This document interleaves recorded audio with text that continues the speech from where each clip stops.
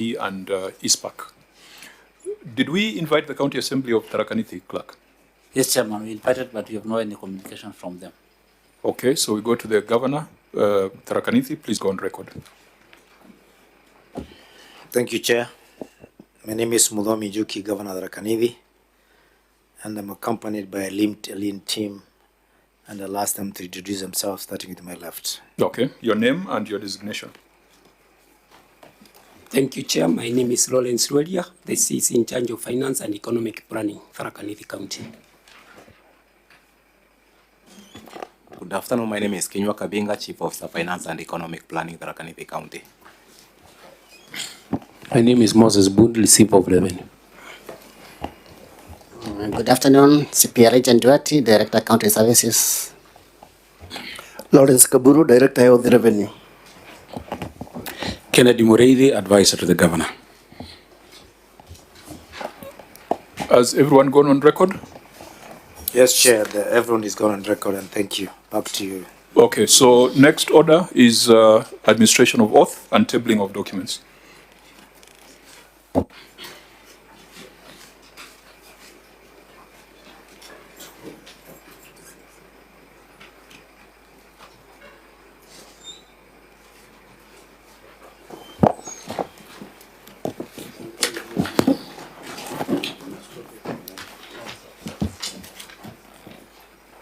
I, Muthomi Njuki, do solemnly swear that the evidence that I shall give before this committee in respect of the matters before the committee shall be the truth, the whole truth, and nothing but the truth, so help me God.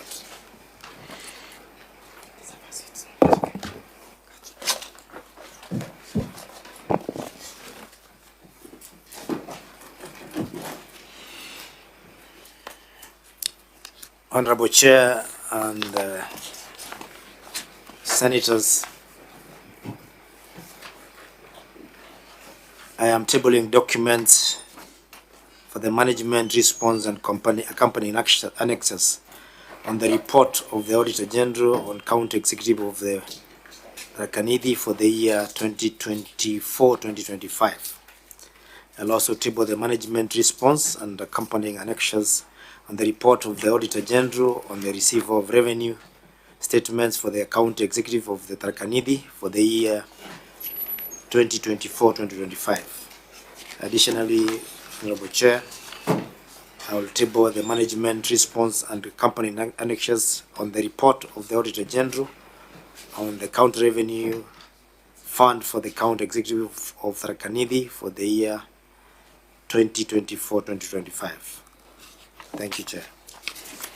Okay, Auditor General, have you reviewed the responses and are we ready to proceed? Honorable Chair, we did receive the responses, but as we speak, we have an audit team on the ground. A number of issues as responded to are being reviewed right now. So we are not yet through with the review. We'll get there when the audit exercise is over. Thanks, Chair. Are we ready or not? We're ready. Okay. Yes. Clerk of the Senate, are we ready? Yes, Chairman, we received the responses in time. Okay. If that is the case, we'll deal with a few preliminary issues. Governor, on the 31st of March 2026, the Senate made a resolution on the report of this committee with regards to the Auditor General's report on Tharaka Nithi County. The first resolution, the House adopted the report of the Auditor General as is, because the Governor, Tharaka Nithi, did not appear before this committee to explain mitigation or measures taken to close the issues raised by the Auditor General. Number two, the Senate resolved to impose a personal fine of 500,000 Kenya shillings on the Governor for failure to appear before this committee via summons on the 30th of March. And thirdly, the Senate resolved to invite the Governor to appear before this committee to provide an update on measures taken to implement the recommendations of the House. I want to find out from the clerk whether on the matter of fine that has been settled. Honorable Chairman, the matter has not been settled. The governor has not paid the fine. So, Governor, that was the resolution of the House, not just this committee, but the Senate sitting in plenary on the 31st of March, pursuant to a constitutional responsibility that required us to make a decision or to consider the audit reports within 90 days. If the fine, is it a statement of fact that the fine you have not paid the fine, the personal fine?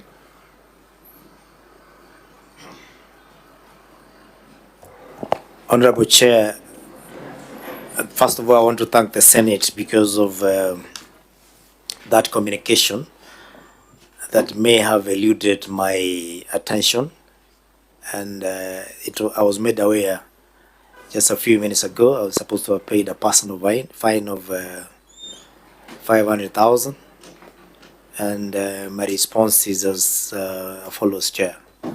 One, I have no objection to paying the fine, and I will do so at the earliest possible opportunity once I leave here.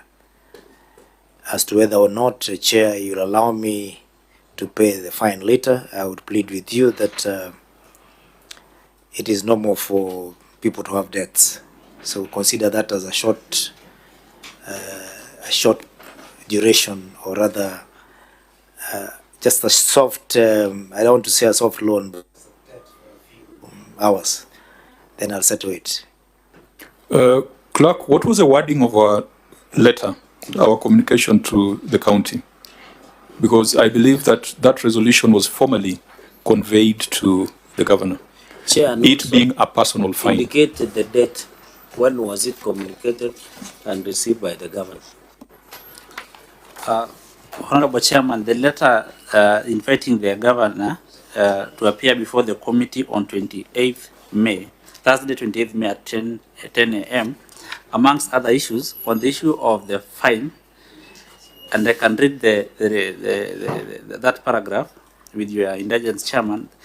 That is paragraph number 5. That is in accordance with the resolution of the Senate and pursuant to Section 19 of the Parliamentary Powers and Privileges Act, Cap 6 of the laws of Kenya, the governor of the Tharaka County is required to pay a fine of 500,000 Kenya shillings in his personal capacity by way of a banker's check issued in favor of Senate before the date of appearance, and to present evidence of the payment to the committee. And the date of appearance in reference to this letter is 28th May. So it was quite clear that that was condition precedent to this appearance. Now, members, I will need to get your comments. There are procedural matters here. There are serious matters of procedure that we must address ourselves to. And then there's also the issue of the public interest, whether we can get into a substantive conversation or terminate at a procedural conversation. But I need to get your views on this. Senator Chirarke. Chair, you know, I agree with you. This is torn between procedure and the substance or substantive processes.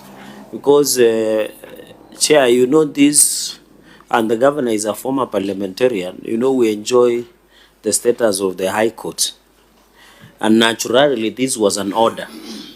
And you know, Chair, if you don't follow the order of the court, it comes down to the contempt of the proceedings.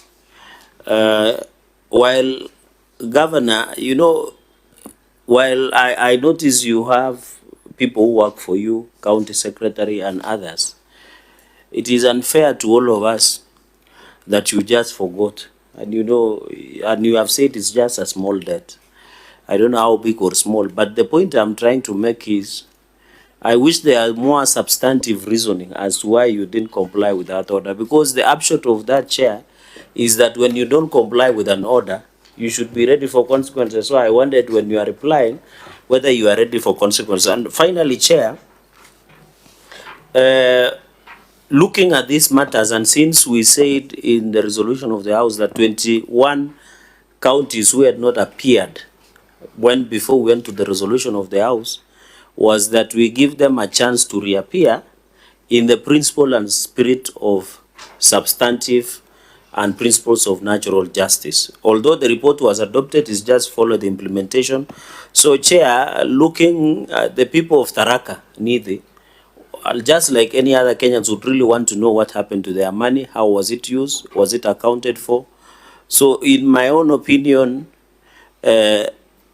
we can undertake that the governor pays the fine, but we proceed with the substantive meetings so that we look into the main issues, because I know the people of Tharaka would be interested to know what happened to their money.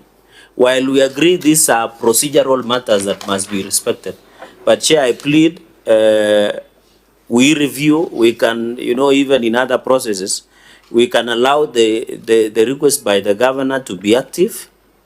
Of course, you give directions on what will happen, but proceed with the substantive meeting and test one or two issues so that the people of Tharaka can also know where their resources are and whether it was used prudently as per the Constitution. I yield back the chair. Thank you, Senator Cherargei. Senator Sifuna. You know, Chair, I'm usually a stickler for the rules of this House, that rules are rules and they have to be followed.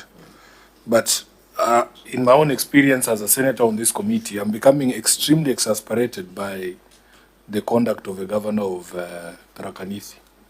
Every single time he appears before this committee, he seems to have forgotten something. At least today I've seen he's come with his glasses. And I was hoping that we would have a meeting. Then he's telling us he forgot to pay a fine. I really don't know if these are honest excuses, Governor, or that they are always a ploy to try and avoid us having a meeting. Today I've dedicated this afternoon to you because, you've been saying a lot of things out there. But we will not go into those things that you've been saying out there. We want to see the numbers. We just want to go to the substance. And, I have a lot of friends in Tharaka. They have really been waiting for this meeting. They have sent me a whole dossiers here. The whole night, they are just saying, ask him about this one and this one and this one. So, for me, Chair, I am sure the people of Tharaka will forgive me if today I don't insist on the rules and say whether he has paid or not. We proceed with this meeting because they would like to have a conversation about the utilization of the resources of Tharaka. So, and this should not form any precedent, Senator Cherargei, for me personally, as I said, a stickler for the rules of the House. But I think we are in a very special circumstance, Chair, because we are now in year 4 of this Senate. I don't remember, I think we've only had a substantive conversation with Tharaka once. So if I say we turn a blind eye, so to speak, to that forgetfulness to pay the fine, please don't put me in the headlines that sometimes Sifuna can bend the rules. These are very special circumstances because we need to have this conversation with the executive of Tharaka. Thank you. Senator Amorum. Yeah, thank you. The Senate made a resolution to fine governors. If the governor of Tharaka Nithi didn't come, then it would have attracted further sanctions. But the governor is here. Now he is requesting that he pays later, and I'm looking at the line of thinking of Senator Cherargei and Senator for Nairobi, that we might allow so that we have conversation. But Chair, you must really navigate on how to deal with the precedents. That we have allowed Tharaka Nithi to go, then the others who come, how would you deal with them? Number 2, assuming you give him a timeline of maybe 1 week, 2 weeks, if he doesn't pay, then again, what would be the recourse? So we have to really balance. So for me, because we really want to look at the numbers, you must really navigate and maybe prescribe the sanctions that will follow if the governor for the Tharaka Nithi does not then honor payment of the fine in a prescribed timeline. Thank you, Chair. Senator. Thank you, Chair. Chair, I think both matters are very, very, very crucial to us, both the fine and the matters before out. The governor, now that he has confessed that the matter has kept his attention, maybe in the next 1 hour or so, if he commits to pay, then we are done. And so that we can proceed with what is acceptable before.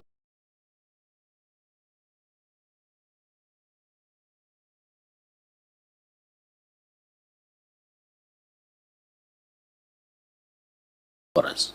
Okay, Senator Lula. He's always appearing with a club of men. Because it is important also for ladies to come and learn what is happening in this Senate. I'm sure some of them are holding executive positions. Number two, we've never set a precedent where a fine has not been paid and the governor appears without paying. And I hope, Chair, this should not continue because we have timelines within which we should complete our report. So if you close your eyes on Governor for Tharaka Nithi today, somebody else will come back and say, the other day you have agreed to proceed with Governor for Tharaka Nithi, why not me? So I think, as Senator Sifuna says, it's important to follow procedures and also orders given by this House. So I believe we should be able to do something today. I thank you. Okay, members, I think I hear two different schools of thought that we should stick to the procedure and another school of thought that we should go to the substance of the reports that are before us. And we sit here with the powers of the High Court. Yesterday we had a similar scenario where the governor for Baringo had not paid the fine. And we took the position and the decisions that are taken in court that if you fail to pay a fine prescribed by the court will not grant you audience. And we did not grant the governor for Baringo audience until he settled the fine. We are in a similar situation here with Tharaka Nithi. And we made that decision just yesterday. Now, under what circumstances would we vary the decision that we made yesterday? When will we ever have an opportunity to get into the substance of matters in Tharaka Nithi? Considering that the audit for 2025-2026 has commenced, and as the Auditor General was saying, they are already on the ground. What if a governor decided to use the non-payment of the fine as a reason not to appear before the committee, knowing that when you don't pay the fine, the committee will not grant you audience? And so the governor decides he will not pay and he will not appear before the committee. That's also the flip side of a strict interpretation of the procedures. I've heard the governor say that he is not opposed to the fine. I've heard him say that it was some element of, I would say, negligence on his part for not paying the fine. Despite the decision that we made yesterday, I want to urge the committee that we balance the procedural and the substantive angles to this matter. But I want the clerks also to do very clear communication to all the other governors, because in our letter, that fine ought to have been paid within a period of 2 weeks, isn't it, from the receipt of that letter, such that even if the governor would have paid the fine this morning, he would still be in breach of our directions. So I'll probably urge senators that on this matter, for us to deal with the substantive issues in Tharaka Nithi, we direct the fine has not been waived, the fine still stands, and we will give directions. I don't know, Governor, how long would it take you to pay the fine? Because it's not a matter of, how long would it take you now that you have said it's something that you're willing to settle? A day? Chair, I will pay by next week. Next week, we're already on Thursday. I think let the record be clear that the fine has not been waived. Let the record be clear that the ideal position would have been to deny you audience. But we are also conscious that if we went that direction, then we'll end up with a situation where governors are not paying the fines knowing when they come to the Senate, they'll not be given audience. So as to the consequences of non-payment of the fine, I think we discussed that yesterday. Our legal counsel took us through the consequences. We shall follow those ones. It will be a parallel matter that will be following up to ensure that there is enforcement of that resolution. For now, members, I want to request that we touch on one or two substantive issues in this report, and probably if a few matters remain, we can consider them later once the governor has paid the fine. I don't know if that's agreeable. Yes, and let it be known, and clerks, please remind the other entities that the fine should have been paid within the timelines in our letter, so that we don't find ourselves in this situation again. Because if we found ourselves in this situation again, it would be unfortunate. But also we look at the other angle that people might want to use that route to avoid accountability. So let's get into the real work. Let's go into the substantive matters. Auditor General, what was your opinion on the executive? It was a qualified opinion, Chair. Okay, because of issues of limitations of time, we will pick a few issues that we can must deal with here. Whatever remains, we shall deal with once the governor has paid the fine. And if there is any other matter that can't be dealt with, it will be dealt with in the next audit cycle.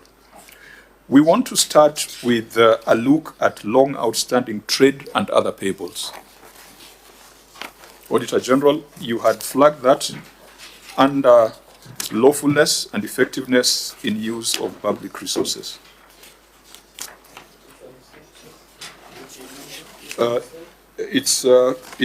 They are tied. There's one matter under financial statements and reconcile variance in trade account payables, and then there's another matter under lawfulness, long outstanding trade and other payables. It's more or less the same thing. Chair, and also if there is on number 3 and reconcile variance in trade accountable payables, that's number 3 on basis. Yes. And also it's related to unaccounted for contractors' retention money, because it looks the same in terms of financial statements that is being reflected. Okay, those two are separate because these are what we usually call pending bills. Okay. I think it's separate from retention. But let's start with the pending bills, and then we can go to that one because they follow each other in the notes to the financial statements. Okay. So, Auditor, please read. Read your statement on long outstanding trade and other payables so that we deal with that, the 882 million. Honorable Chair, this is a report of the Auditor General on the County Executive of Tharaka Nithi for the year ended 30th June 2025, which received a qualified opinion. This is number 12 under lawfulness. The title is Long Outstanding Trade and Other Payables. The statement of financial position reflects trade accounts payables balance of Kenya shillings 882,571,678 as disclosed in note 16 to the financial statements. Review of the trade accounts payables balance reveals that payables balance of Kenya shillings 150,504,534 had been outstanding for more than 4 years. Management has not provided explanation on why the long outstanding trade payables have not been settled in the year to which the expenses were incurred or subsequent financial years.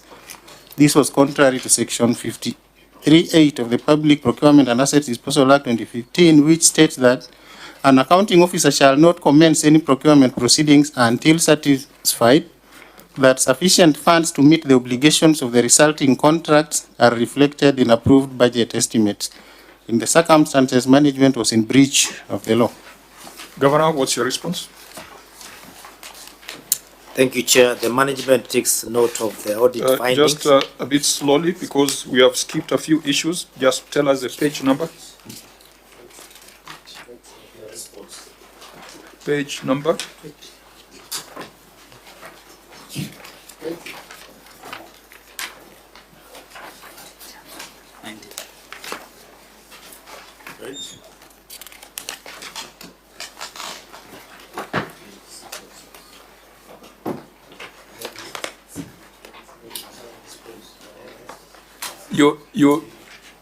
What page number are you reading from, Governor?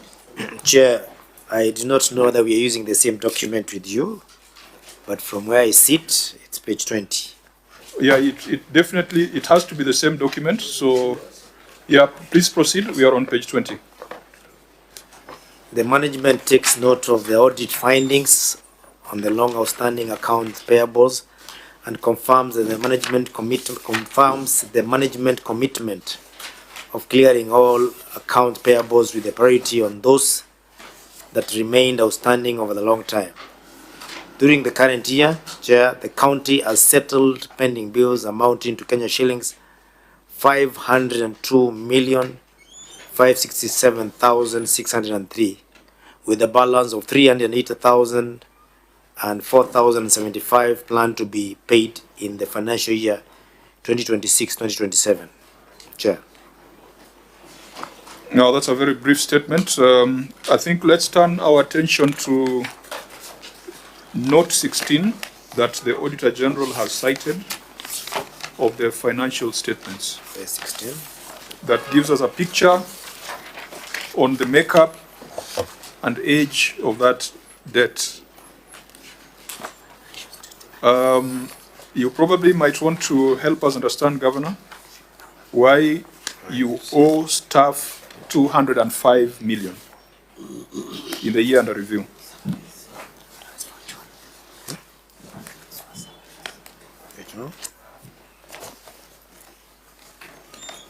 What is the breakdown of these staff salaries and wages of 205,935,531?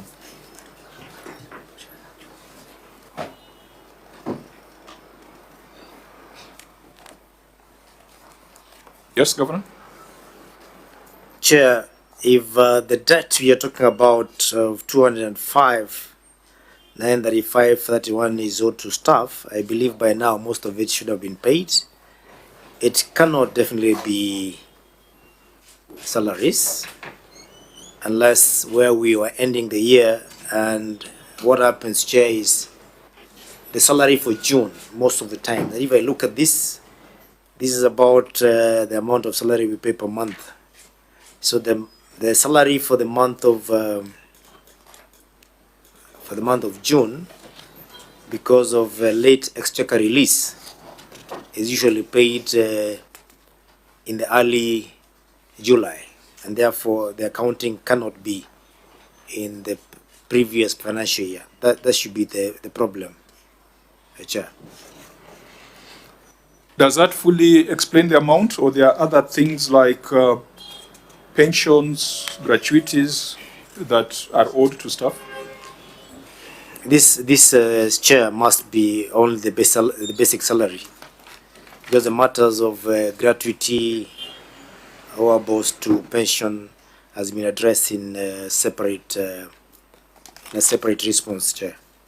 So, but this is a table that contains all the numbers. Governor, did I get it right that your salary per month is 200 million? Our salary per month right now is, okay, in 2024.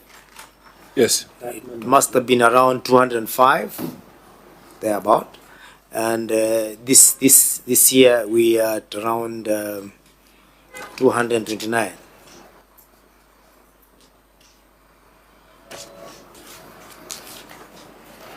Auditor, is that possible? Because by the time you're doing the audit in which month?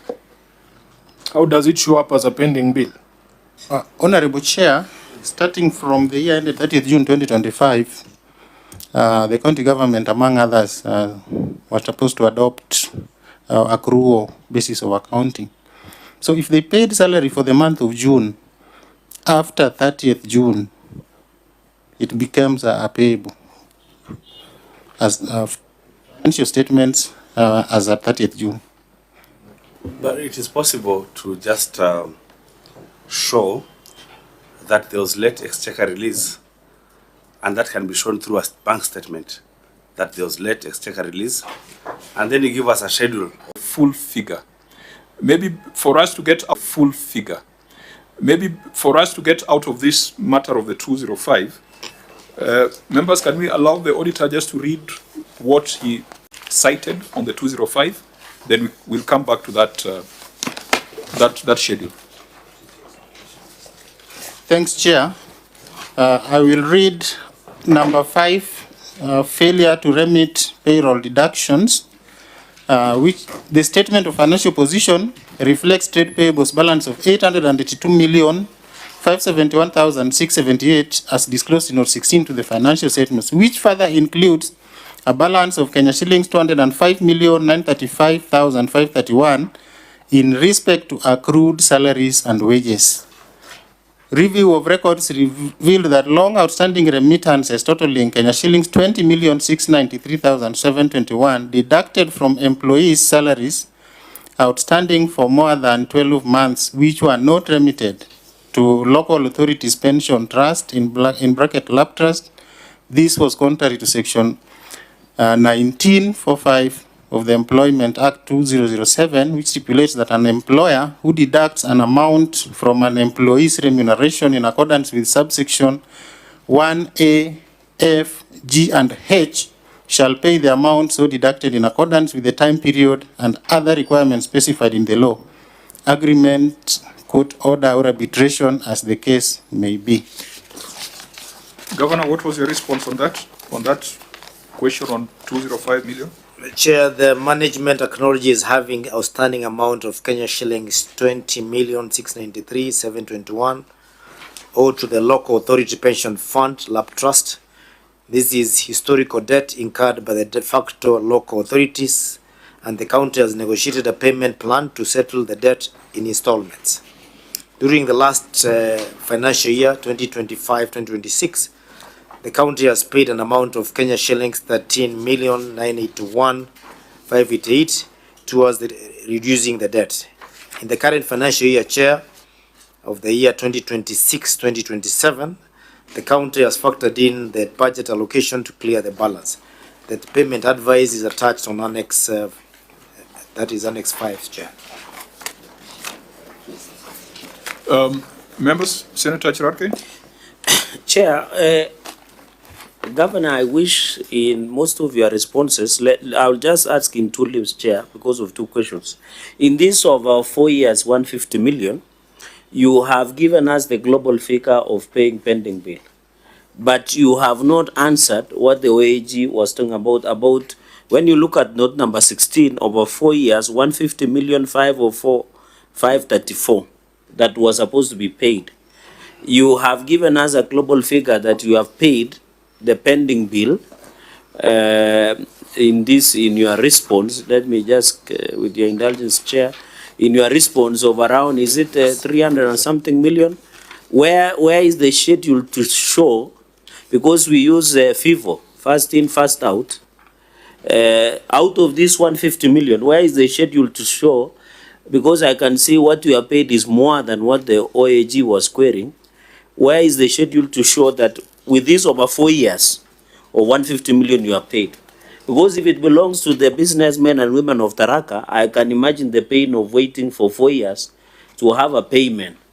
Even when we were with the Kajiado chair, you saw even they had given us the aging analysis to say this pending bill was for this year, this. So that will be my question one, where is the schedule to dispense of 150 million?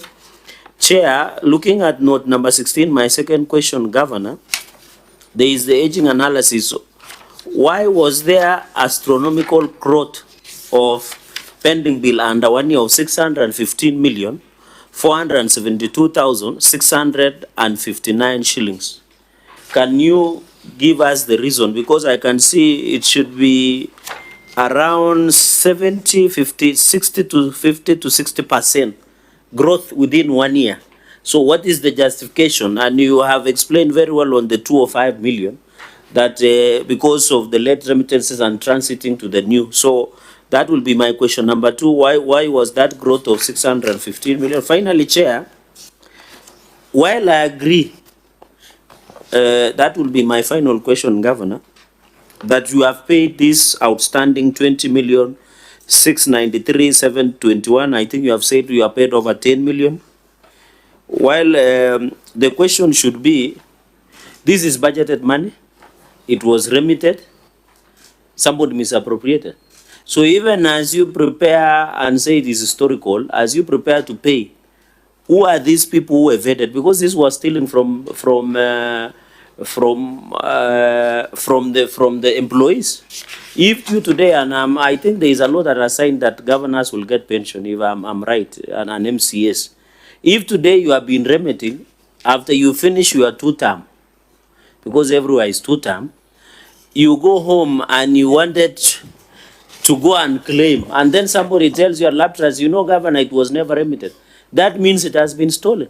So where is the officers who averted or stole 20 million? I know it's not good music for Senator Sifuna. 20,693,721. While the payment plan is there, what about the officers who ate this money? Because this is statutory remittance, it was never given. So the correct language should, they stole that 20 million. So where are these officers? What did you do about it as the custodian of the interest of the people of Tharaka Nithi? I yield back the mic. That will be my 3 questions. Governor? You know, Chair, as I answer the question to Senator Charigai, you know, that language of money was stolen, where are the thieves? It's what makes us engagement sometimes a bit difficult. Governor, I think if you can respond, I will respond. Then if you provide a satisfactory response, we can expunge that from the record. Absolutely, Chair. Yeah. I have made it very clear in my explanation that under the old constitution, when we took over from de facto authority in 2013, which of course there was a transition, and then the transition authority was involved in handing over most of the records, which up to today, most of them, of course, including properties, have not been handed over properly. And one of those is the debts. However, since then, it has come to attention that we owed deductions that were made in the de facto authorities, which were 3 in Tharaka Nithi. There was the Municipal Council of Chuka, there was Meru County Council, and there was Chogoria Town County, Chogoria Town Council. That the employees were not paid a remittance of 20 million. Which I've said, because this was historical, we negotiated with Lab Trust to pay that in installments, which we have already given you in annexes, what we had said, what we negotiated. And then out of that 20, we have already paid 13, and we are remaining with a balance of about 7 or 6 point something, which we have provided the budget, and it is evident there, that will eventually clear that debt. On this other one of the balance from the 150, Chair, I want to put it on record. If there's any employee from Tharaka Nithi County in the dispensation between 2013 and 2026 who have checked with their pension funds and their money has not been remitted, I would like them to bring it to attention, because we religiously remit employees' deductions to the authorities as per se. Most of the employees who are in Lab Trust, we have since moved them to the county pension fund, and we do not have, if we have any arrears, it must be historical, which we are already paying as negotiated. But we do not have any statutory deductions that have been deducted and not remitted to the county employees of Tharaka Nithi, except that historical one. Chair. Auditor, you could please give us that assurance, either now or in your next audit cycle, so that we are sure, we are clear that we are dealing only with historical matters. Thanks, Chair. We are going to check during the ongoing audit. And I think just to contextualize what Senator Charigai was saying, these pension deductions, they were deducted from staff then, but not remitted. That's the context from which Senator Charigai is speaking. And obviously, that is theft. What the auditor will assure us on is whether that practice of the past is still continuing or it has stopped. So I think we don't need to be too sensitive about it, because what he has described is accurate. If they were deducted then and not sent to the funds, then the money was misappropriated. But I think from your submission, it is a historic matter. It is not a current and ongoing matter. Chair, if I put two questions with your indulgence, is this Governor, I've seen, just let me take you back a bit. In this, you had paid 567,603 pending bill you have paid. There is a balance of 380 million and 004,075 to be paid in the next financial year. My only concern is the year under review. The argument of the OAG was that there were 150 million, 504,534 that it was long outstanding. So my concern, where is the schedule in this payment of 502 million that you have cleared this 150 million plus so that that audit remains unresolved? Because the OAG will tell you, if you don't show the evidence or how, whether you are paid this, it will reappear in next subsequential years as unresolved matter. So my concern is where is the proof to show payment of 150 million as queried? And finally, is this under 1 year there is an exponential growth of 615 million? Is it multi-year projects? Is it late exchequer releases? Is what is it growing this? This within 1 year you are almost approaching 615 million plus within 1 year on pending bill. And we know Tharaka, I don't know, Chair, whether it was among other counties that like Isiolo, Lamu, I don't know whether it was among that we were pushing for more funds. Yes. We have always given special dispensation to Tharaka. In fact, the Governor, we added extra dispensation courtesy of Nairobi, Nandi and the rest because we want to grow at par in terms of development. So can you assuade so that when Senator Mwenda Kataya Mofai approaches the House again, can convince us that this money has been used in the right way? Thank you, Chair Yilba. I think you brought it to an important point. In the last formula, was it in Kara or in affirmative? How much money did we ring fence for Tharaka Nithi? Just go on record. 100, Chair, and this year we have done 371. 371, yeah. That ring-fenced amount for the select counties. For exactly 11 counties. No, Governor, as you respond to the specifics, there's also this matter that we must deal with. Our colleagues from 11 counties, 12 counties, convinced the rest of us that we set aside, was it 4.4 billion as affirmative action to some counties whose allocations were fairly low, and Tharaka Nithi was one of them.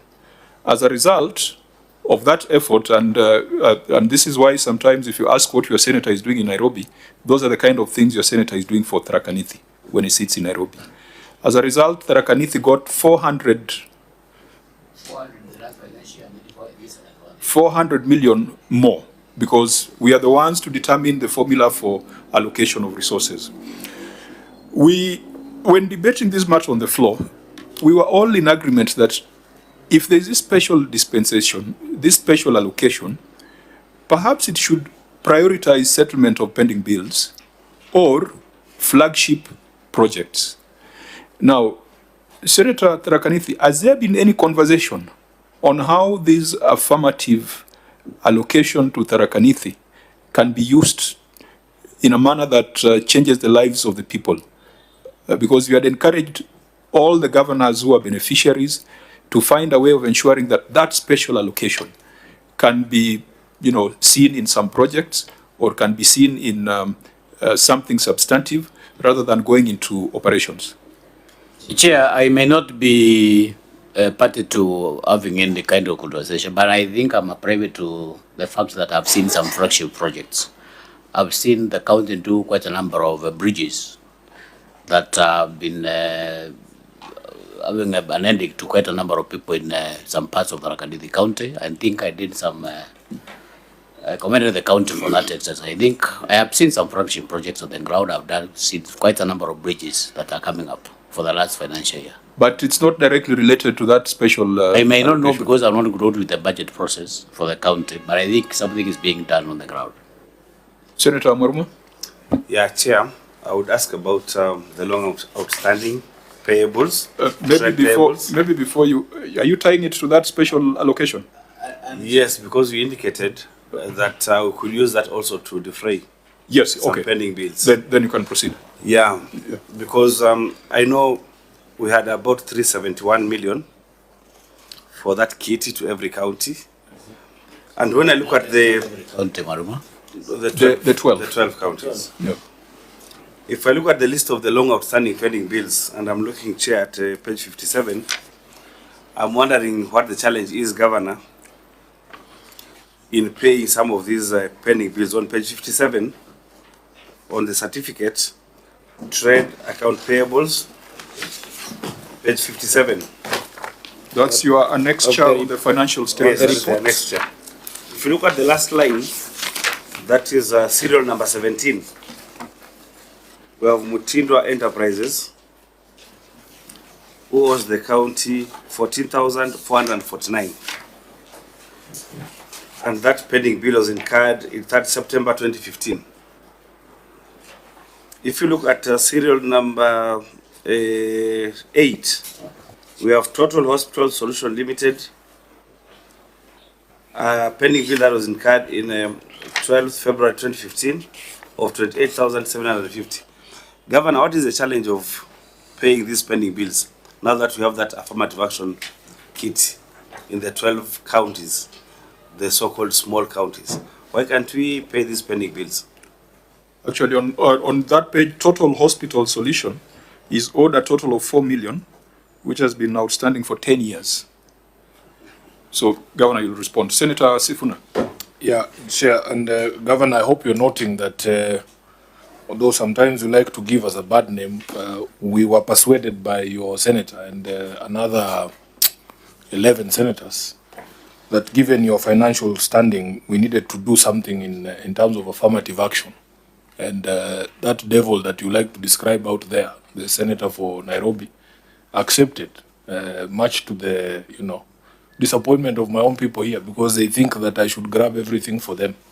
But one of the conversations we've been having with your colleagues about this extra amount, Governor, is to try and resolve some of these long-standing issues.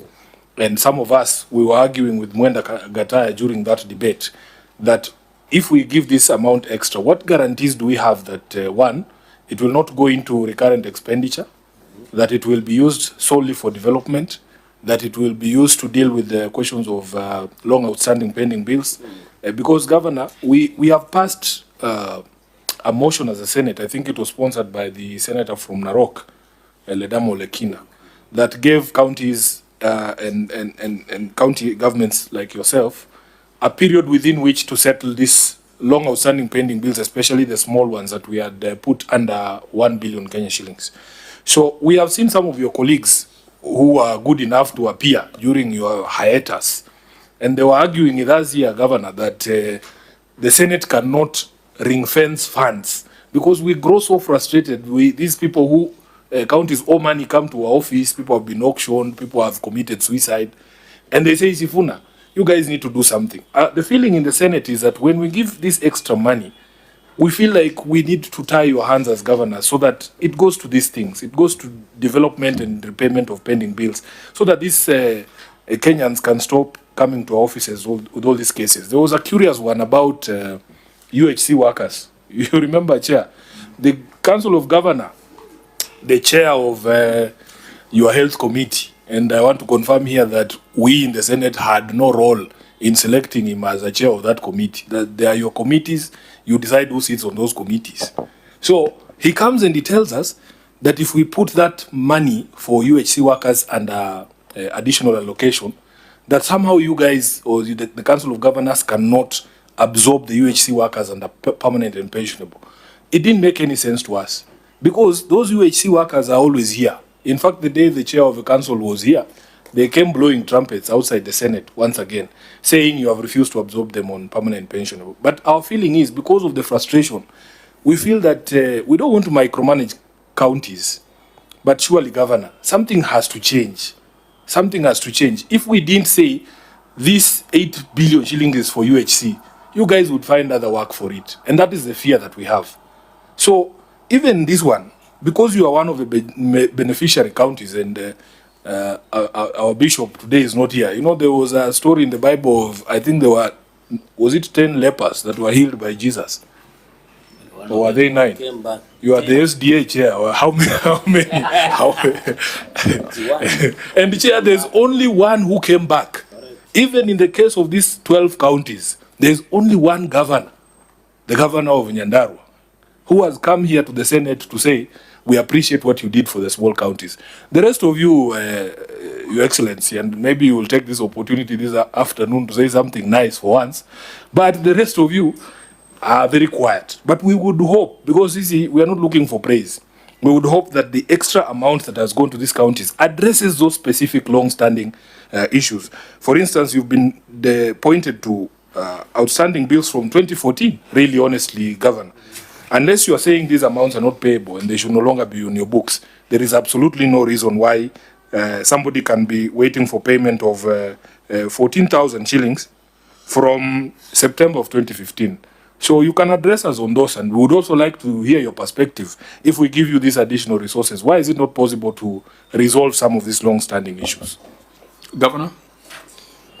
Thank you very much. And Chair, allow me first to just to clarify to Senator Cheregai that the county is called Tharaka County, not Tharaka. Tharaka is a constituency in Tharaka County. So if you keep on talking about Tharaka County, it does not exist. It is Tharaka County. Secondly, Chair, the two issues that have been brought forth, I would wish to start with gratitude. That yes, we did have an affirmative action for, I think there are 12 counties. The county of Nyandarua came in a bit late in the day.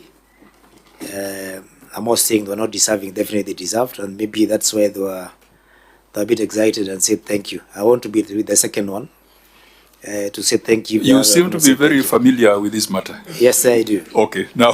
So I want to thank you for that. And that was in the money that we received in the financial year that is now under audit review, that is ongoing. So you are definitely going to see a lot of reports from the next appearance of senators, I mean not senators, but the auditor's report on what has happened during that time. We were very clear as a county, I don't want to speak about the others, that these monies will be used to do something substantive that the people of Tharaka can be able to see and say, yes, we can see what the extra funds have brought to the county. It is for that reason that we are doing 6 new bridges in Senator Gataya's constituency. You can affirm that. He must have heard, even if he has not seen, he must have heard from the wananchi what is being done on the same. But more important, which I will tie to the issue of the conditional grants, Chair, is that Tharaka County has been without a county headquarters for a very long time. It was among the 5 counties that the Senate passed that they should be given special allocation, which was supposed to be a conditional grant that was supposed to assist these 5 counties to set up new headquarters. And Chair, for almost 8 years, that money never used to come to the counties. It used to go to the Public Works Department, and they had issues in dealing with the contract on how to be able to finish the project. Chair, even when the directive was given by the Senate, because we appeal to you as Senate, this money should not go to Public Works again. It should be appropriated as a county government's additional allocation in the SIGA. This money were appropriated, and I can tell you, Chair, our experience with the conditional grant is they are exactly what they are called here. They are conditional. Some of the conditionals in law, but the others are in the unwritten laws. You must be familiar with circumstances where you appropriate the monies in SIGA. The head of state signs this into law, and therefore it is just the responsibility of the treasury to disperse the money. And for 3 consecutive years, Tharaka Nithi did not receive even a single coin from treasury for the county headquarters. And we made a decision as a county that the extra monies you've given us, we'll use that money to complete the headquarters. And right now it's complete. We are just waiting final touches and placing furniture, which will happen within the course of this month.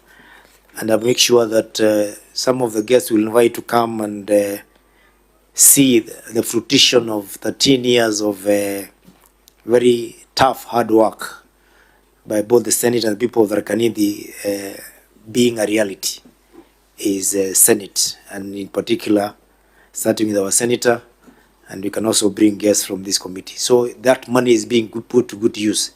I want to put that at rest, and it will be evident in the next audit cycle.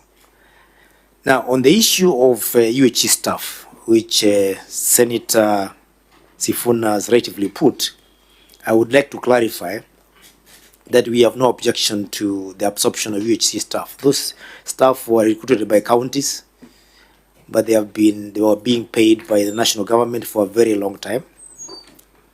Now the MOH insists on transferring the payroll to us, and the money is appropriated in conditional grant. The same conditional grant that I've given you the story about, that the money that is normally guaranteed in being with us is not conditional grants. It is money that you appropriate in DORA. Conditional grants sometimes come late, and that is evident, and you can see the disbursement. I can even give you the schedule that came out yesterday. Some of those monies were meant for last year.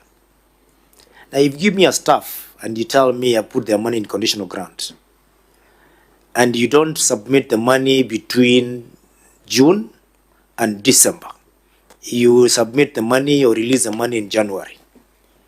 Will that staff wait between June and January without a salary for the conditional grant to be released? Of course not. That is why we have said it is better for that money to be appropriate in DORA, because that is a sure way that it is included in every disbursement that is released every month. And the last question is, or rather the last concern is, that conditional grant has to be appropriate, it has to be brought into, the item has to be placed in the conditional grant schedule every year.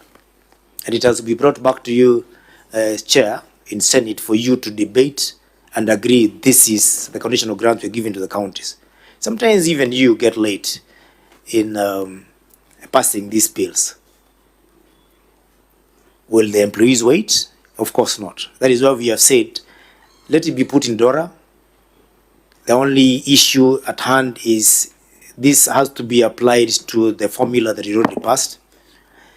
And when it's that money in lump sum, 8 point something billions, so is applied to the formula, some counties will lose, the small counties including Tharaka Nithi. But look at the bigger picture. It may be an easier alternative than having zero and giving us employees without any monies to pay. Some governors have argued that the small counties will be losing, will be cushioned by the affirmative action, which of course is tantamount to giving in with one hand and taking with the right one. That you give us an affirmative action because we need the money, then you give us UHC staff and say you use that money to pay the UHC staff. While the bigger counties continue getting a bigger allocation because the formula will take away the small that was meant for the small counties and give it to the big counties because of the formula. That is where the concern is. So as Senator Sifuna can understand that my chair of health did not have any ill motives. We mean good for the UHC. We just want what is sustainable and for perpetuity, rather than just solve a problem for 1 year and the next year we are back to negotiating again. It cannot be a piecemeal. It has to be a problem sorted out permanently, Chair. Then lastly, on the issue of what Senator Cherege, and I must commend him today, is very cordial. That's his nature. Well, let me not comment on that. You know, when you become cantankerous, I always become cantankerous. Order. So if you keep your cool, 20 order. Let's not provoke each other. Yes. Okay, Governor, proceed. Yeah, Chair, that one of the reasons why we have unnecessary pending bills, and Chair, and that should be reflected, and I would like the Auditor General to hear this. Probably that's the solution to this may come out of this meeting. When we are given, when we have a budget, which includes a conditional grant, we always proceed to work based on that promised receivables, which will be the conditional grant, the equitable share, and the outsourced revenue. By the end of the financial year, when contractors have projects that are already done, they have certificates are waiting to be paid, and the money has not been released, either by the exchequer or the conditional grant has not been realized, that becomes automatically a pending bill. Unfortunately, the system that the Auditor General used and the Controller of Budget used to establish whether work has been done is on the payment of the work that is done. While it is true we have projects that have already been completed, they are awaiting payment, which of course the Auditor General did not realize that is work done. They only use the records to show that since this work has not been paid, then the work has not been done. It is normally a different story. The Mwananchi is enjoying the bridge that has been done. They are enjoying a dam that has already completed. They are enjoying a water project that has not been that has been completed. But the Auditor General will tell you that you've not met the threshold for what you should have spent in development. Well, you've already done the project. However, it is at the cost of the contractors who led us the money to do the work, or rather who did the work and they're not being paid. So that is something that should be harmonized, so that if we have resources in good time, we definitely have no reason not to pay contractors in good time. As for the too small, and I'm not in any way demeaning them, it's that the amount is relatively low, 14 million, 4 million, not 14 million, but 14,000, sorry, for long outstanding debt of 2014. You've said there's one for Total Hospital Solutions for 2014 as well. I will not be evasive by saying in 2014, Chair, I was with you here in Continental House. I used to meet you there at the gym. But this commitment was done. It is supposed to be a trade payable by the current government. Yes, you left National Assembly to go to Tharaka, Nithi to fix this. To go and pay debts. Yes. So tell us how you fixed it. So, Chair, maybe in addition, sorry, I think as you know, the issue was the querying of 150 million that they stayed over 4 years. So can the governor tie up with this that Senator Maruma has pointed out, so that I'm trying to look for that answer, because in his response he has paid over 500 million in pending bills. So where is this schedule that settles the 150 so that we resolve and look at the aging analysis? That's what we are looking for, Governor. Thank you. In fact, this schedule even makes it better, because it now exposes debt greater than 10 years. You see in that table, it just says over 4 years. But here you are able to see the debt that is 10 years from 2014 is 12 years. Debt that is 12 years. I think that's where you are heading to. Yes, the Chair, okay. Was heading there. So we established pending bills committee that established the bills that were legit and that should be paid. And of course, we had bills that were not legit, and therefore they're illicit and illegible. And Chair, we differed with the Auditor General on that position, because it is the same Auditor General who insists that all the documentation should be in place before you pay a pending bill. So you have work that was given verbally. It does not have all the documentations, and work was done all right. It is visible, but there are no papers that will enable us to account for how we paid that debt. That has been the long outstanding issue. Some of them, of course, do not completely exist, and that is what we call ghost projects of those years, and therefore it's not possible to pay. And unless, Chair, we agree with the auditors here that we pay without any documentation, then this matter will remain in record. If we agree today, we pay without any records, and there will be no questions asked by this committee or the Director General, we will pay tomorrow. We cannot give those directions. You are the CEO. You've got a competent team around you. You are running a government. The minute you report to us in your financial statements that total hospital solution is owed 6.8 million from 2014, the minute you make that disclosure, you're accepting liability. If your verification has established that these are fake bills, get them out of your books. Because how can it be there for 12 years? What magic is this? What is it that is being manufactured to validate it, if for 12 years it has not been validated?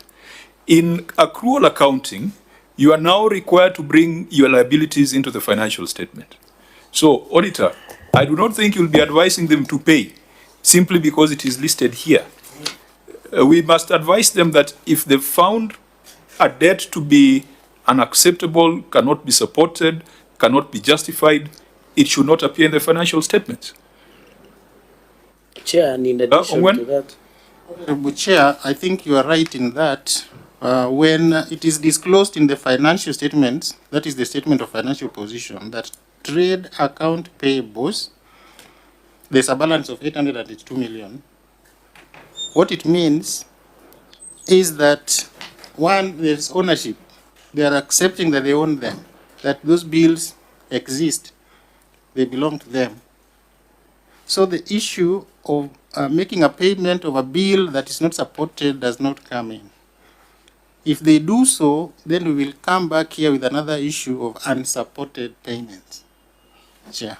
Yeah, so we cannot tell the auditor to do what you are suggesting. Senator Cherarke? Maybe now the governor is opening another trajectory. Then, Governor, what are you saying? Are there legible and illegible pending bills? Do you have I have seen your colleagues, they establish what you call verification committee. So does it mean, do you have any report or the committee have done? Then if some of this, what is listed in trade account in page 57, does it mean in your financial statements and your CC is here, was listed some of the pending bill that exist here, some of them could be ghost or ineligible to be paid? And for the benefit of the committee, when you did verification of the pending bill or trade payables, how much was eligible to be paid? And then the question will come, this payment that you have already made, how did you ensure that you paid the right pending bill? Now that you're arguing that some of this documentation vital for payment were missing. Which basis did you rely on? And I wish you would have attached even that report of verification of pending bills. Maybe you would have existed as maybe your CC, or was there any verification committee? Thank you, Chair. Yeah, Governor, I think... Chair, thank you. Yeah. Thank you, Chair. You know, I am a monotonous voice from this side, Chair, and this man that I brought along with me, and sorry I didn't respond to Senator Visiolo. They didn't come for a joyride to Nairobi. I will delegate with your indulgence, Chair, that they help you to understand why we have suppliers like Motindo Enterprise, who is owed 14 million. 14,000. 14,000, sorry, 14,000. Why are you obsessed with 14 million today? Since 2015. Yes, you know, Chair. Or it is somewhere. When I sign the VARAM and the budget, Chair, it's usually in billions. So sometimes when I'm speaking in matters of government, I always have that in mind, billions and millions. Okay, Sorry about I that. think you've sought the indulgence of the chair. I will grant that. Who Yes, has sir. a better explanation on Yes, why sir. we have debt from 2013? 2013. If you go to page 2, there's another one for 2013. I will if you ask, go to subsequent pages, you find even debt to insurance companies. APA Insurance, I think that's Chair, allow me to do number two things. 71. Allow me to do two things, Chair. Allow me to rearrange my sitting, the sitting logistics, and ask the CFO to come and sit next to me, because now we are talking about matters that the CEC may not have interrogated, and let the CFO answer this. But remember, this financial statement has got a part called Statement of Management Responsibility. Correct. It is signed by the CEC member for finance. He is the one who signs that the statements, financial statements, present a true and fair view of the enterprise. Absolutely, Chair. But since we are looking for facts and talk about 2013, I would prefer that Dr. Duarte, the CFO, answer that question. Sometimes you let them off with what look like small things, but they continue doing these mistakes. Okay, let's get that explanation. Dr. Duarte. I think to avoid, unless it's absolutely necessary, we could just give him the mic. Yeah. So please just go specifically to your appendix there, which you have done well by listing for us the outstanding payables, and explain to us why you have debt from 2014, 2013. Thank you, Chair. I just want to confirm, as what the governor has explained, it is true. We inherited some debts from the previous regime. In their financial statement for 2016-2017, those debts were there. And perhaps some of those documents were never handed over to the current office bearers. So, and you may not have that as a basis of writing off that debt, because you don't even have the document itself to say that actually the debt is illegit or is not payable. So if we find some of these debts are 2015 and 17 and backwards, is one that we didn't get the document. And we are the process, like we are saying, you have requested for the document from the department, but they have not produced the document. But again, I would not just come and expurge it from the financial statement, because again, the auditor will come and ask me, what is the ground for you to remove this from the financial statement? So that's the catch. Are you looking at the schedule? Are you looking at the schedule? Because, yes, so, for example, because we cannot, this committee cannot be the one to tell you that don't pay because these things don't exist. You have disclosed them. You have reported them. You heard what the auditor said. The fact that you have it in your financial statement is almost an admission of liability. Since 2014, you have done financial statements 12 times. 12 times since that 2014.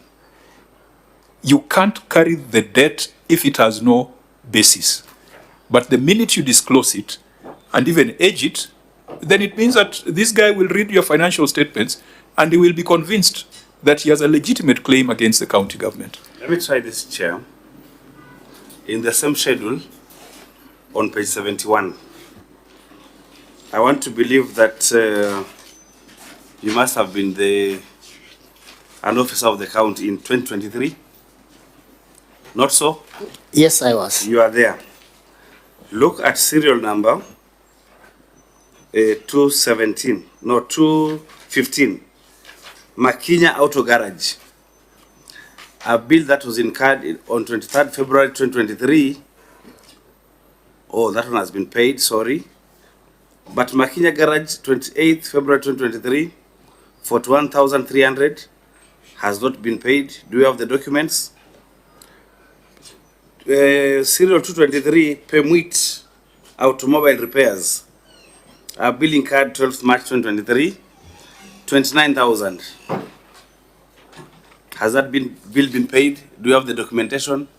Na hawa ni wale mechanics tu wa mtaani, wadogo wadogo tu, who would continue suffering if you don't make the right decisions to be paid. In pesa kidogo. Now here it's not an issue of documentation. It's an issue of mnataka kulipa mamtaki. Chair, and I ask another question, the verification process, because you know governor has gone on record and admitted that you are willing to pay, but there are some missing vital documentation. So I think if you had shown the OAG the process, you have verified those pending bills, you could use that as a plausible argument of not reflecting in your financial statement. So, Chair, I will go back. So when you disclose in your financial statement CFO, and know that you are speaking because the governor is under oath, can you tell us what led to the process of this being paid, despite that your boss is admitting that there is some payment we are supposed to make, but they are, even you went ahead and called them ghost projects or missing vital documents. So where is it? Thank you, Chair. Yeah, so the CFO, please just give us factual, not hypothetical answers, just factual. Why you disclosed these debts and why you can't pay them, yet it's supposed to be a fast charge. Yes. 10-year-old debt is, even the governor's debt is just 2 months old. Your debt to the Senate of 500,000. But you are carrying 10-year-old debt. That cannot be acceptable by whatever explanation, because every year this Senate sends money to the county government of Tharaka Nithi. If it is not, and you call them eligible, if it is not eligible and you have gone through a process to determine them as being ineligible, get them off your financial statements. You said that there is no provision for dropping off or writing off the debt. It's not a write-off, really. It's just establishing that there is nothing to support this claim, and then you get it out of your financial statements. Auditor General, is that supposed to be subjected to a rigorous process, the write-off process that is prescribed in the PFM? Honorable Chair, having a committee to verify these payables was also a directive given by the National Treasury some times back, and it's very valid. Correct. So why are you still keeping them here, saying that you can't justify them? And yet you have had the committee. Chair, like we have explained, is that some of these pending bills, there could be there. Perhaps maybe you have just the PO and an invoice. But if you look at other procurement processes, including the delivery notes, they are not there. Actually, you do not have any ground even either to decline them entirely or to pay them. And that is what I'm saying, that's how you have a challenge, because missing those important documents, you're not able to make a very right decisions as to entirely remove them from your financials or pay them. But you are a very indecisive officer. And if you need legal backing, go to a decision of the High Court in the matter of the National Youth Service. As a contractor took the NYS to court and came with, I think, 1 or 2 documents, procurement documents, the court gave very clear directives and gave a very clear ruling on what constitutes a valid contract. You must be decisive, Governor. I thought you're a decisive man. You must be decisive. If there's nothing to support a claim, get it off your books. Otherwise, when they are here, your officers are going to manufacture records and pay themselves. That's a point we are trying to make, that you can't have debt for 12 years in your book. Chair, I'll be handing over the mantle next year in August to another governor elected by the people of Tharaka Nithi. I want to assure this committee, and I'll prove that when I come back here, there will be no historical debts. I will deal with them, even if it means dealing with the staff in the process. And whichever decision we make, the only remedy would either be someone going to court or the Auditor General having a further query on why we expunge them. But we will make sure that there is fair administration of justice, because it is not right that somebody supplied things in 2013 and they're still owed by a county government, which definitely has capacity to pay. Especially small figures like 12,500, 49,000. But allow me also, Chair, to note that some of these contractors here, like the ones for the garage, I have seen they are still contractors. So I don't understand how they are not paid a debt of 49,800 for 2023, and they are paid a current bill of maybe 500,000 of 2025, 2026. There is something I need to find out why a small bill will be skipped and a bigger bill is paid. So that in admission, we will not let that happen, and my handover notes will not have any historical debt. Thank you, Chair. Auditor, we had agreed in the morning, Patrick, that you'll also be querying the debt to revenue ratio, because in the PFM regulations, it is prescribed that it should not exceed 20%. As you can see here, it is far above the 20%. So that should be a standard report across the counties. Chairman, in fact, we have already communicated to the directors in the region so that now that they're in their current assignment, they should be able to implement that. Okay. Now, honorable members, I know we had agreed that we would run this meeting up to 4 because of other engagements. Chair. Yes, Senator Marumo. You look like you want to conclude, but you went to the chapter on lawfulness and effectiveness, but you didn't look at the qualifying matters. How I really wish, Chair, because there's a paragraph I'm seeing here on a qualifying matter on unaccounted for contractors' retention money. There are many governments that are notorious in not really accounting for this money. Maybe I'd seek your indulgence before we close the meeting that we look briefly and test the response and status of implementation of this paragraph number 2 on unaccounted for contractors' retention money. Then maybe we can close it. I think that's fair enough. Perhaps you could deal with that. And if there are other issues, remember the governor has not even paid the fine. We are giving him bonga points that he does not deserve. So he might need to come back after paying the fine. Chair, I agree with the Vice Chair, but I wanted a clear, the governor has just made a commitment that during handing over notes after serving his 2 terms, he will ensure that there is no pending bill, which is a good thing. But there is a sticky matter that you didn't give direction on the verification and authenticity of some of those pending bills. Because one, even I remember there is a time, Chair, the OAG did verification of pending bills. There was also a directive from the National Treasury. I think it was in 2019 thereabout. There was a circular that went round.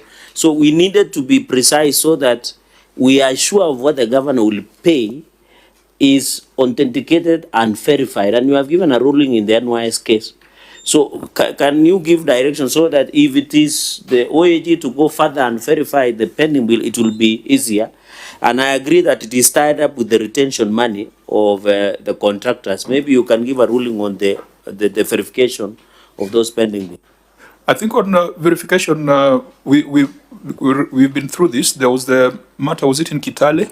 Yes. Where the High Court again gave clear guidelines on what counties ought to do and made it clear that it's not the job of the Auditor General to verify. Or did I misinterpret it? It is a job of the county. No, it's the OAG to verify. It's not the business of... you remember the governor of Trans Nzoia had appointed the former Ouko, the former OAG. Oh, yes. It dissuaded the governors from setting up task forces. Yes. But to use internal resources and the Office of the Auditor General. Patrick, what has been the position of the OAG on that? Chairman, I think the ruling in Kitale required that it was OAG to audit. The mandate to audit belongs to the Office of the Auditor General. But entities can have their own internal mechanisms to verify. Because it is them who have the records, like delivery notes, they have all these invoices within the entity. But the mandate to audit it belongs to the Office of the Auditor General. So audit comes at the end. At the end. But verification, determining that this is payable or not, that is a responsibility of the entity. Now, the problem you're going to have, Governor, which we have seen with what we usually call the Wamatangi law, and that is the Assumption to Office of Governor Act. A lot of bad things happen during that period. I think you're nodding your head as if you understand what goes on, especially where there's a transition. There's usually this committee that is comprised of people, including the county commissioner. I've seen they've done very bad things in some counties. That is where you find R1 billion worth of bills are introduced and handed over to the next governor. So you cannot afford to have 10, 12-year-old debt, because if you don't deal with it now, chances are that transitional window, people can do funny things and can introduce funny bills. In fact, members, we need to review that law so that we don't allow a committee comprised of national government, county, and all sorts of people to determine what pending bill to hand over from one government to the other. I think we need to look at it again. So please make sure you deal with this before that point. Yes, Governor? Chair, I'm familiar with that assumption of office committee. And just to shed light, Chair, this most of the times happens when a sitting governor has been defeated, especially if they don't get their second term. Most of them are usually not willing to be involved in the assumption of office, that handover, smooth handover. And I can guarantee you in Tharaka Nithi, part of the pending bills we could be looking at, which I want to confirm, is on obnoxious demands by the committee on allowances that was sitting that time to be paid. I remember it was coming to almost 10 million after having sat for less than a week. And most of these bills I refuse to pay. And it makes no sense. However, if you have, this is something I think should actually be in law. No governor should not be involved in handing over, whether you lose or you leave office after your term. It should be mandatory that they have to hand over, because it's the only way you can make sure that those sinister things are not done to the people who've been serving for the last either 5 years or 10 years because of a lacuna where there is nobody responsible. Because when the governor has left, the next governor is supposed to come in, they have not assumed office, and there's a committee here dealing with how their office will be assumed without any particular boss, except maybe the county secretary, who is usually not the chair. Then there's usually a problem. But just, by the way, not part of the responses, Chair. Yeah, we can have, we can advise each other, the COG and Senate, on how to change that law. Senator Sifuna. But Senator, Chair, you know, sometimes we feel like we want to legislate. It's just a question of also bad manners and political maturity, especially as a democracy. We've seen previous presidents in this republic, even in the face of very open hostility, in the face of humiliation, they still went over to hand over the instruments of power. So it's about sometimes political maturity and democratic maturity as a country, that we can't legislate every human behavior. And that's why some of these people, maybe they don't deserve to be in office, Chair. We are hoping that everyone who will lose the 2027 election will hand over peacefully. And they must come. Okay, I think you need to be a literature student to understand Sifuna, because we are talking about numbers. He has taken us a completely different direction. Yeah, but the point is made, and I think, Governor, you and I and maybe all of us agree that maybe we need to review the scope or the function of that committee, what they can do and what they cannot do during that period of temporary, is it called temporary incumbency? Yeah, that period of temporary incumbency, we must limit the actions that they can take. Can we then deal with this other matter, perhaps as a last matter for today, in the interest of time, and then we will take a view on the issues remaining, whether the auditor can deal with them in the subsequent audit, or they might require a fresh visit to the Senate. So, Senator Mwaruma, you had brought my attention to unaccounted for contractors' retention money. Is that Yes, Chair. That okay. is paragraph 2. Auditor General, just read your finding and then we get the Governor's response. Thank you, Chair. This is unaccounted for contractors' retention money.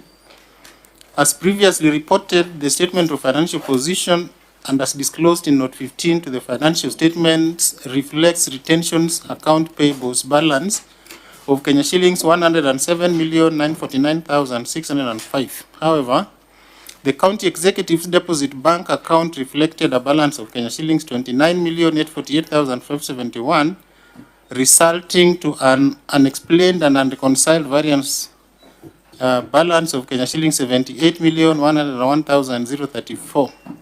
This was contrary to Regulation 210(1)G of the Public Finance Management County Governments Regulations 2015, which provides that a public officer employed by a county government or a county government entity commits an offense of financial misconduct if, without lawful authority, the officer fails to pay into a government bank account any public money entrusted to the officer or received by the officer for or on behalf of that government or that entity. In the circumstances, the accuracy and completeness of the retentions account payables balance of Kenya shillings 107,082,266 could not be confirmed. Governor, you may respond. Thank you. We have skipped a few pages. Just let us know which page you are on. Chair, we are on page 3. Okay. The management acknowledges reporting accounting payables, that is retentions, amounted to Kenya shillings 107,082,266 as at 30th June 2025. The reported deficit on amount held in deposit account vis-a-vis account payables with cash book balance of Kenya shillings 29,848,571 against the retention withheld of Kenya shillings 107,082,266, resulting to a deficit of Kenya shillings 77,233,695, is attributed to amount withheld from the contractors and not yet transferred to deposit account.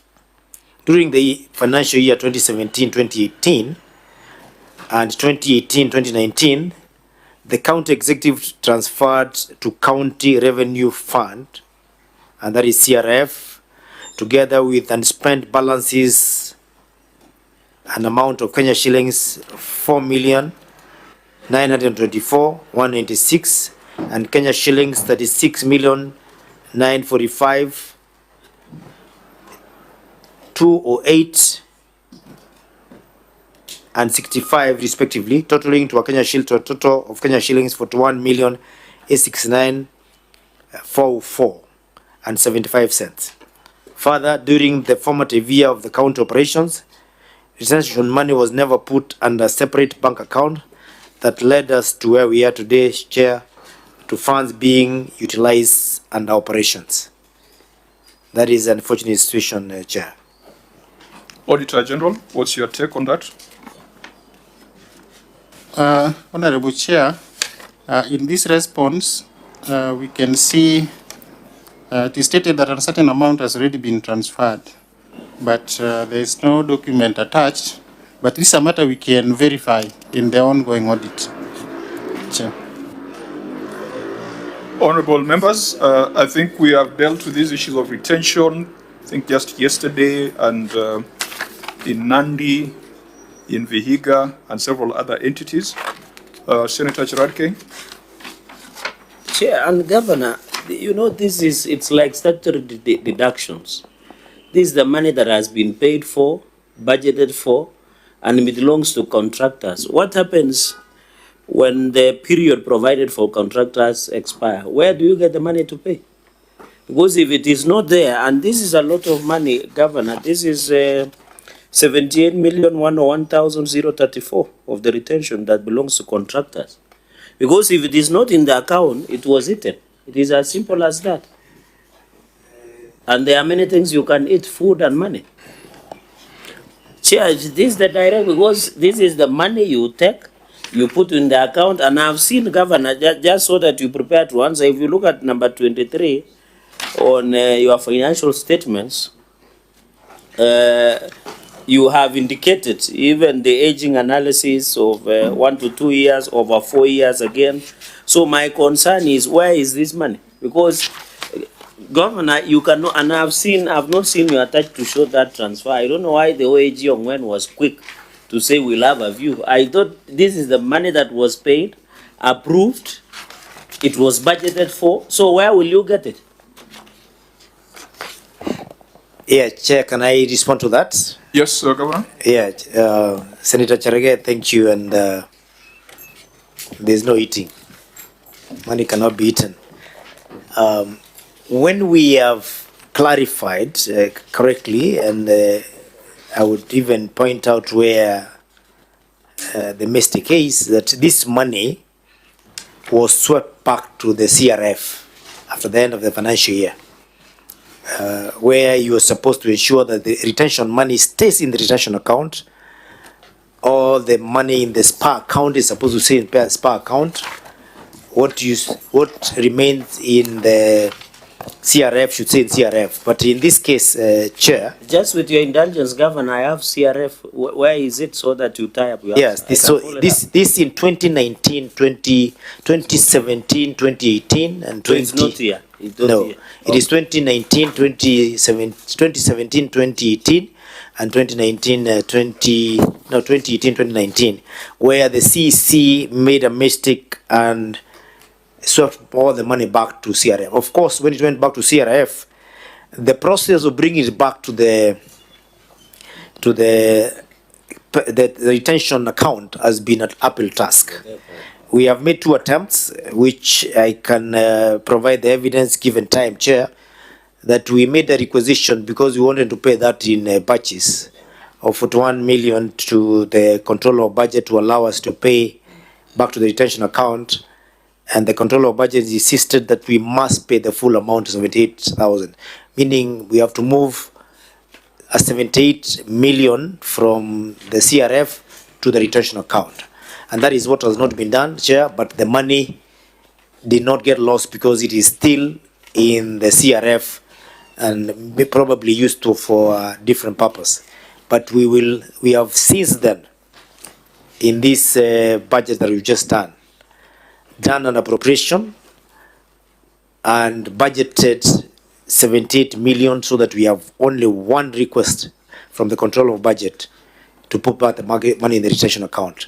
As to whether they are contractors not being paid, we have just been lucky because we have multi-year projects like the tarmacking of roads that are almost, some of them are having a lifespan of about 5 years or so, and the retention money cannot be paid until the completion of the last kilometer because they are paid by milestone, and eventually the contract, we must look at the whole contract before we pay the retention, which means if we have any default in the first kilometer, even if it's for 5 years, they still have to make good before they are paid. That is why we've been lucky. However, most of those projects are coming to completion, and we must ensure that this financial year, that 78 million is there, so that we'll be able to pay the retention for those contractors. Thank you, Chair. Senator Sifuna? I really suspect, Governor, if we had the documentation about the specific projects for which this money was retained, you would have some difficulty, because I don't believe that story that 7 years down the line, which road is this that the county is building that has taken 7 years, Governor? Let me clarify that, Senator Sifuna. I'm being told it's the road to Singapore. No, yeah, Chair, I didn't say that we have the roads were for 2018, 2019. I just said that when the money was swept back to CRF, definitely we had a deficit because the retention account did not have that money. Then I said we are lucky in that consequently there are some projects that are multi-year that not require. Yeah, I followed that bit, Governor. Yes, you gave yes. a specific example of Yes. roads.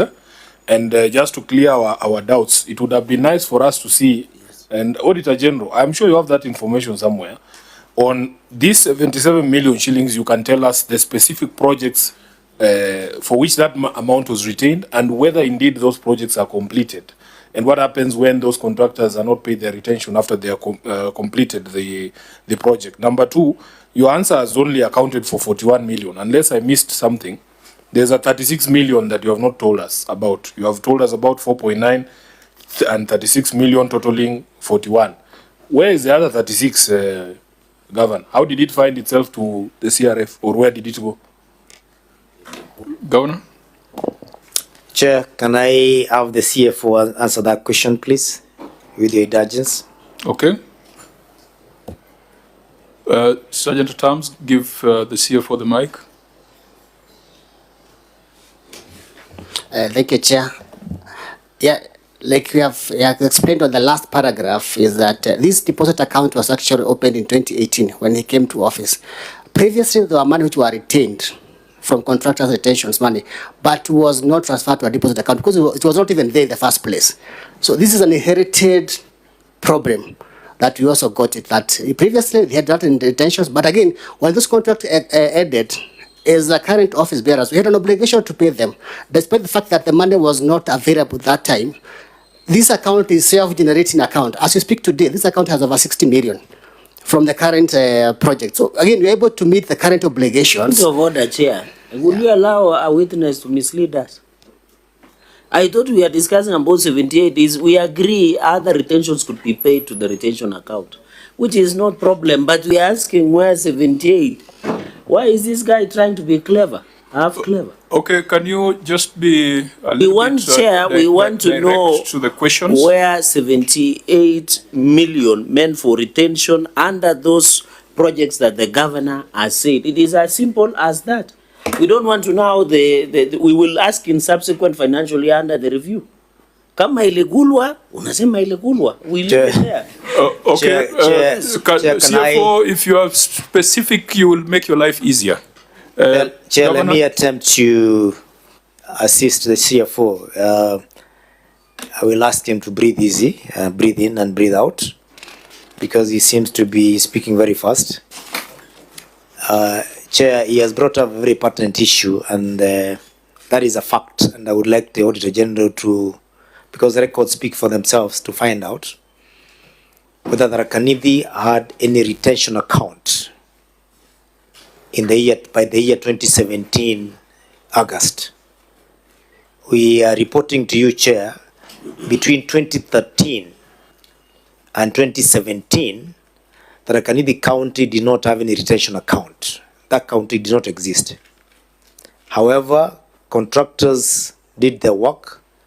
The retention money definitely was deducted, and it was never remitted because there was no account.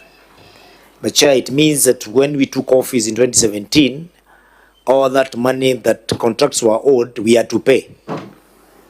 And therefore, we had to pay them using retention of that had been taken from others. That is why we said we need to make good. Probably what needs to be done, Chair, is to go back to the contracts of those years and find out what exactly happened between 2013 and 2017 when we didn't have a retention account. How was that money supposed to be paid to the contractors? That is a deficit. 41 million was swept back to the retention account, to the CRF, which we can provide the evidence, which if we encourage you to be able to do that. You can give a timeline, that's not a problem, Chair, if you can allow. But about 33 million is historical, because we are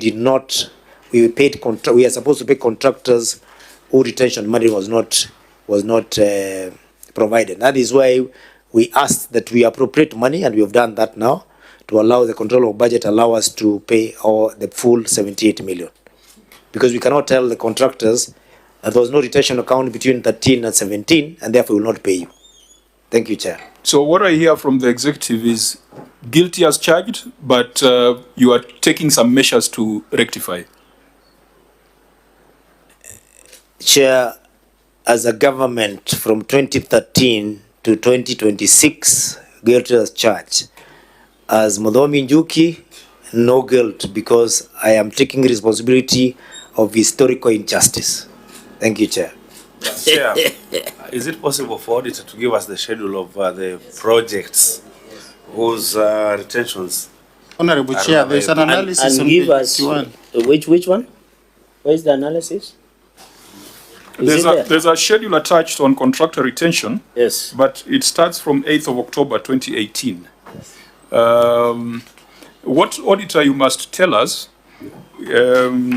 perhaps just to break, to split things, the historical problems and the current situation.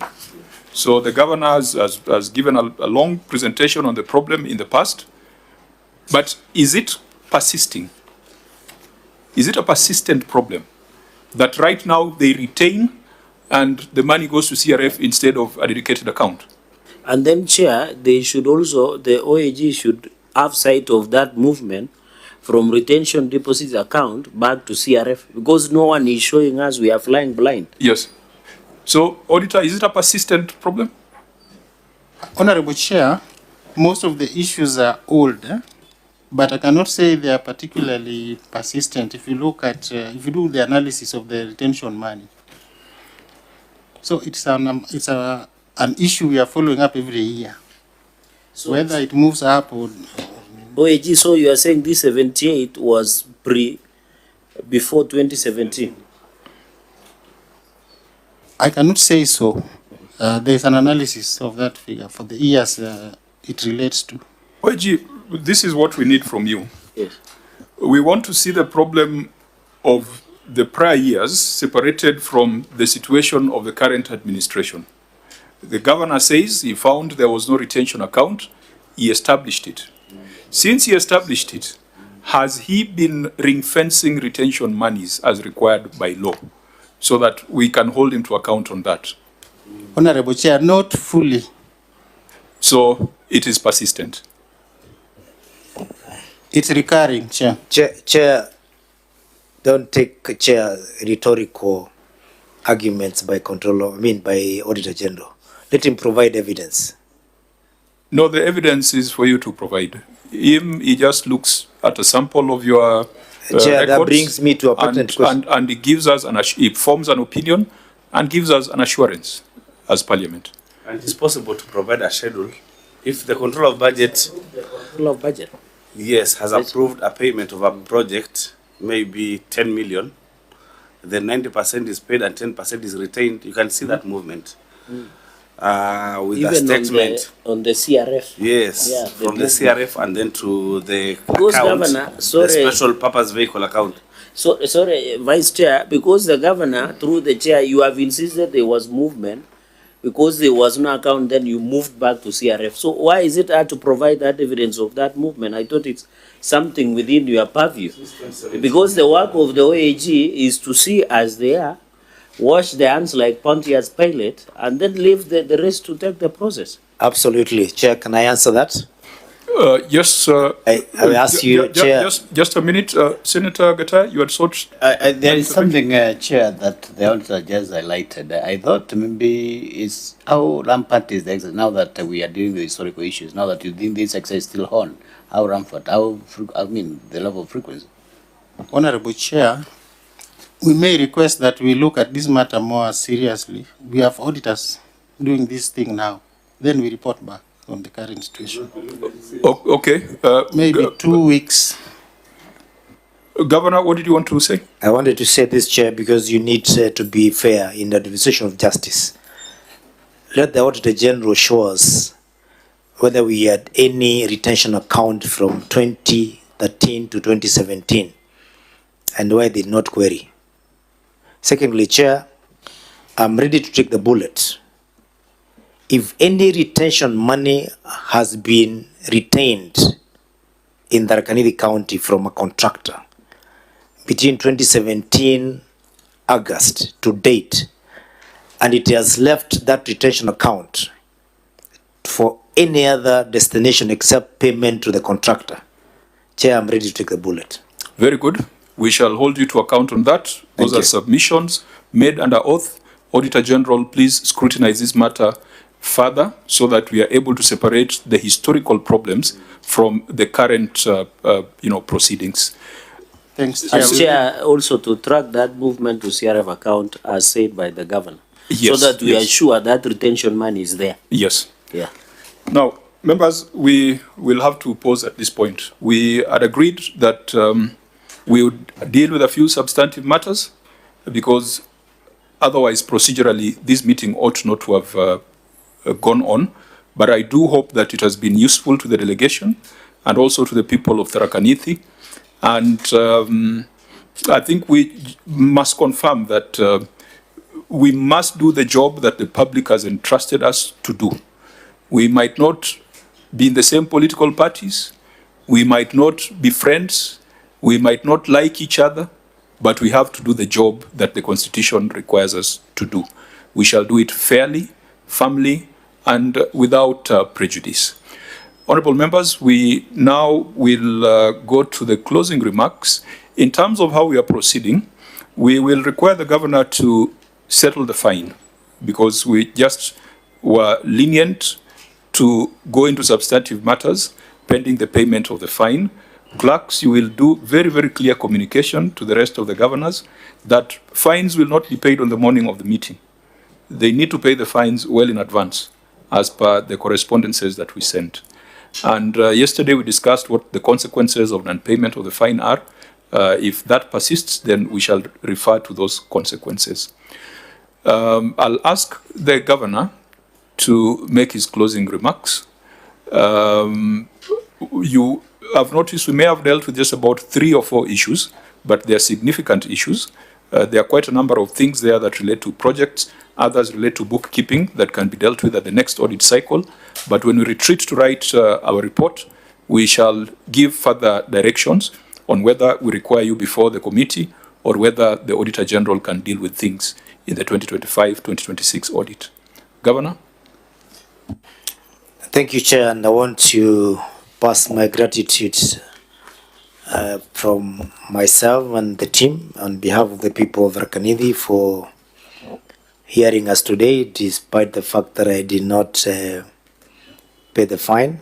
And thank you for realizing that we don't always have money in our pockets.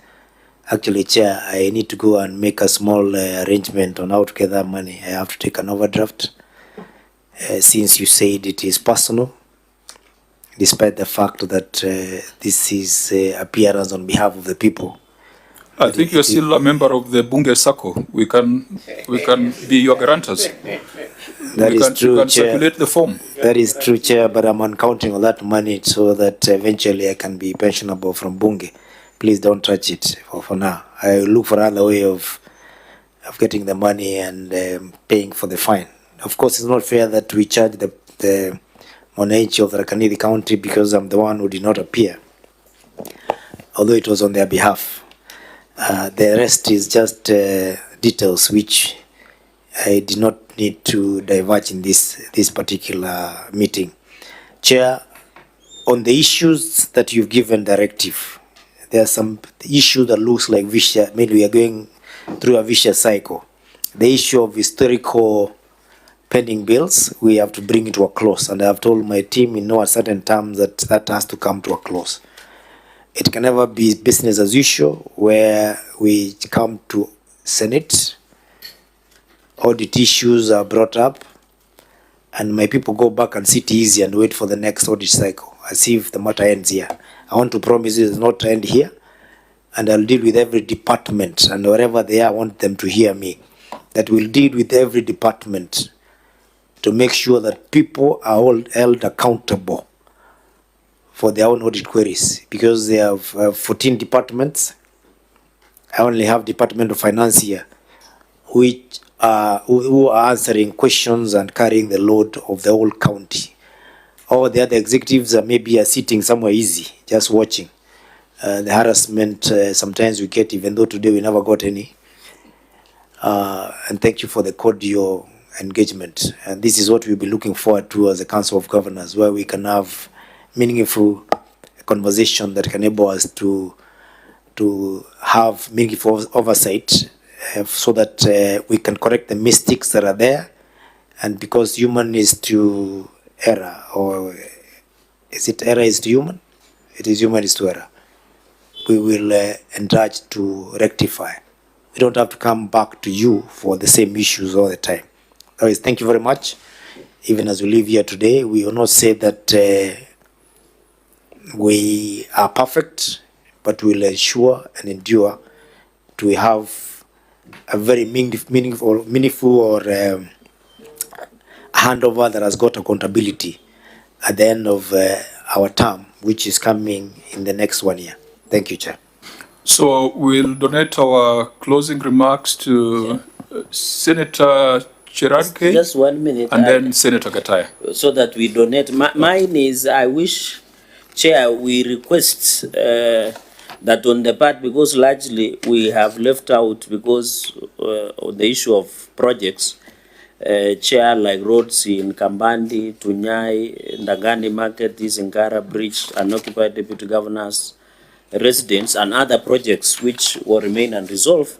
I had proposed, Chair, if it is not too much to us, that when we are doing the the region of formerly central Kenya, where Tharaka Nithi County is, we should visit these projects so that we get meaningful engagement. I wish we go to Tharaka Nithi County so that we can look at these projects, so that the people of Tharaka Nithi and the senator, we can see the value of most of these projects. So, Chair, as we go, kindly we should include Tharaka Nithi County as part of the projects, and of course we should visit the headquarters that has been done for the last 10 years. I thank you, Chair.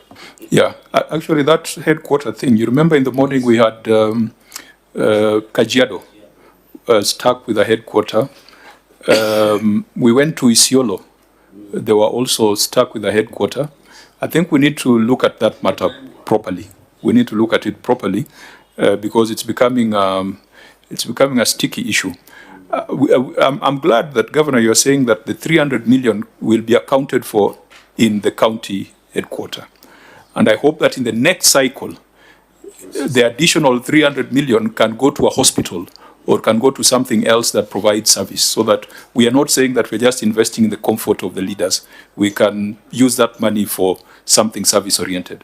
Mofaya, closing remarks. Thank you, Chair. Chair, before I forget, I mean, dispel some rumors that I have captured maybe from some social medias that we have had some funding from the national government to complete our county headquarters. I don't remember at any given time for the last 4 years that I've been around, national government funding the Tharaka Nithi County headquarters. And I want to congratulate the governor for showing up today. You have done a good job for the last few years. County headquarters is now complete. Governor, which has been historically neglected for quite some time. Governor and your team, I also want to extend my gratitude to my fellow senators in the House, because we have been fighting for so many things, especially for those counties that have been neglected, especially Tharaka Nithi County, having been captured as one of the counties that gets very little money, maybe Lamu and Uhuru and so many other counties, sorry. And I have put out my case on a number of occasions, and I want to thank my chair, Kajwang, and very many other senators for agreeing to capture Tharaka Nithi as among the counties that are supposed to benefit from the affirmative action money. Governor, I want to thank you, because I've seen quite a number of projects. Not even, I've been there personally. I've been to Makatam Bridge, I've been to Mpukum Bridge, I've been to Kandatu Bridge, I've been to Gachogini, Gachiongo Bridge that you are doing. I think that is something that's supposed to be commendable, maybe for those people who are supposed to consume those services down in our county. Thank you today for showing up. Today the meeting was calm and very orderly. We have so many cases that have not been captured. I hope next time when we get time, we are going to go through so many other projects that I think you are taking. And I'm happy because you have committed yourself that the next time when we appear before this committee, we shall not have issues to do with pending bills. I think the auditor, you are supposed now to guide the governor or any other arrangement for that matter, so that you can have these things expunged from the records, because we can't have people who counties, maybe they don't have the relevant documents, there is no eligibility to pay. I know the governor, what the governor is saying, and I'm surprised that governor for 2013, 2017, we have never under a retention account for contractors. I'm happy because maybe you have put those things into order. I hope once you hand over next year, maybe because you have done your 2 term, we shall have a very smooth transition to the next regime. So I'm happy, Chair, on behalf of my team. We shall continue supporting counties and devolution of that matter. And I'm happy the stalemate that was there between the governors and the Senate has been addressed. Thank you, Chair. And thank you, Chair, today for having this meeting conducted in a very orderly and sober manner. Thank you. Thank you, Senator Gataya. That brings us to the end of our meeting today. At exactly 5 o'clock, we shall adjourn. The committee meets on Monday at 9. On Monday at 9 a.m. The meeting is adjourned. We wish you a safe journey back home.